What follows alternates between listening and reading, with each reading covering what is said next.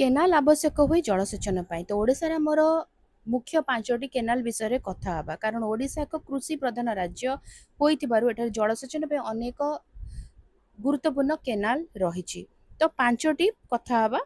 Fast होछि ताळदंडा canal.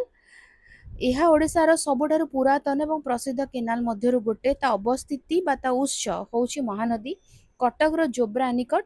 ଏହା କଟକରୁ ପାରାଦୀପ ପର୍ଯ୍ୟନ୍ତ ବ୍ୟାପିଛି। ପୂର୍ବରୁ ଏହା ବାଣିଜ୍ୟ ଏବଂ ପରିବହନ ପାଇଁ ବ୍ୟବହୃତ ହେଉଥିଲା କିନ୍ତୁ ଏବେ ଏହା କଟକ ଏବଂ ଜଗତସିଂହପୁର ଜିଲ୍ଲାର ହଜାର ହଜାର ହେକ୍ଟର ଚାଷ ଜମିକୁ ଜଳ ଯୋଗାଉଛି।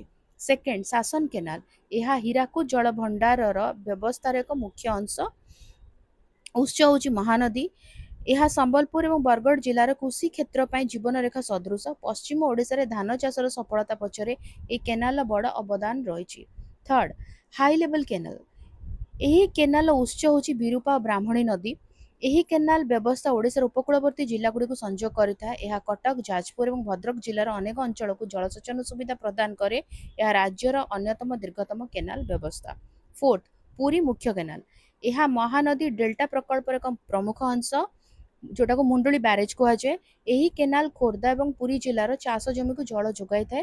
ଉପକୂଳ ଓଡ଼ିଶାରେ ଖରିଫ ଏବଂ ରବି ଫସଲ ପାଇଁ ଏକ ଅତ୍ୟନ୍ତ ପୂର୍ଣ୍ଣ ବ୍ୟବସ୍ଥା। ଫିଫ୍ଥ ବରଗଡ଼ ମୁଖ୍ୟ କେନାଲ।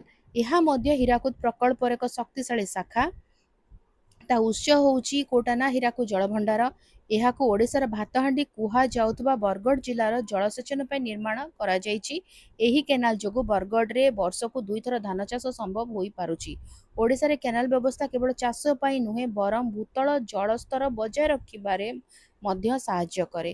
ତାହେଲେ ରହୁଛି ଯଦି କିଛି କ୍ୱେଶ୍ଚିନ୍ସ ଅଛି ଡାଉଟ୍ ଅଛି ତାହେଲେ କମେଣ୍ଟ ଲେଖିଦେବା ଆନ୍ସର କରିବା। ଆଉ ଯଦି ଭଲ ଲାଗିଲା ବୁଝି ହେଲା ତାହେଲେ ଭିଡ଼ିଓ ଟିକେ ଲାଇକ୍ କରିଦେବ, ଭିଡ଼ିଓ ସହିତ ସେୟାର କର, ଚ୍ୟାନେଲକୁ ସବସ୍କ୍ରାଇବ କରି ବେଲ୍ ଆଇକନ୍ ପ୍ରେସ୍ କରି ଅଲ୍ ନୋଟିଫିକେସନକୁ ଅନ୍ ରଖିଥା। ତାହେଲେ ରହୁଛି ଦେଖା ଆଗାମୀ ଭିଡ଼ିଓରେ। ନମସ୍କାର।